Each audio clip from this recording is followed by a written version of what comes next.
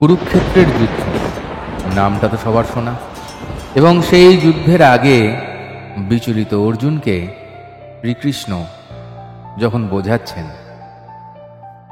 যখন অর্জুন খুব ভয়ে পেয়ে পিছিয়ে আসছে, তখন শ্রীকৃষ্ণ তাকে বলছেন যে ভয়টা কেন? বলছে এত বড় যুদ্ধ, আমাদের থেকে ওদের সৈন্য এত বড়, ভয় তো লাগবেই। বলছে যুদ্ধটা কি হবে, কেমন করে হয়েছে, এটা তো আমরা আগে দেখিনি, আমরা জানি না এর কি পরিণাম।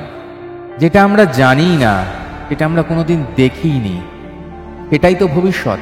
এবার ভবিষ্যৎটাকে আমরা দেখিনি, আমরা এর ফলাফলটা আগে থেকে জানি না। যেটা আমরা দেখিনি, জন্য ভয় কেন পাবো? ঠিক তোমার নিট এক্সামটাও তাই। এক্সাম যত এগিয়ে আসছে, মাথায় বাসছে টেনশন আর ভয়ের অদ্ভুত কম্বিনেশনের বাসা। তোমার প্রিপারেশন খুব ভালো থাকা সত্ত্বেও যখন মক টেস্ট দিতে যাচ্ছ, ঘরে এসে মনে হচ্ছে যে এই সমস্ত কোশ্চেন তো পারতাম, হলে বসে কেন পারলাম না? উত্তর একটাই, এই যুদ্ধের জন্য তুমি যে প্রিপারেশন নিয়েছো, যেটা তৈরি হচ্ছ মানসিকভাবে এবং প্রিপারেশনের দিক থেকে, সেখানে তোমার মানসিক প্রিপারেশন কিছুটা দুর্বল। তুমি ভয় পেয়ে যাচ্ছ।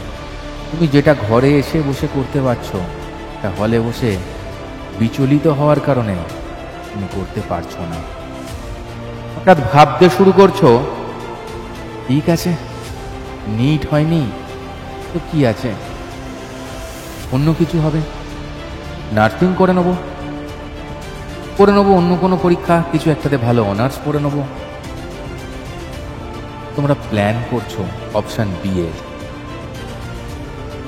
এই প্ল্যানের অপশন কিন্তু ওই মহাভারতের গল্পে ছিল না। তাদের কাছে একটাই অপশন ছিল, যুদ্ধ করা।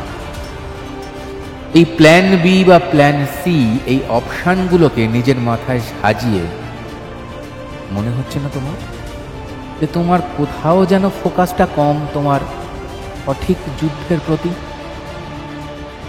যদি তাই হতো, তাহলে তুমি কেন অপশন বি বা সি নিয়ে ভাববে?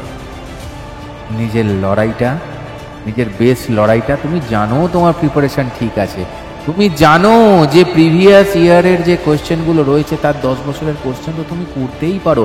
তাহলে 11 নম্বর বছরে যখন তুমি পরীক্ষা দিতে যাচ্ছ, তুমি বেকারই ভয় পাচ্ছ এবারও কি এমন আসবে যেটা তখন তুমি পারবে না।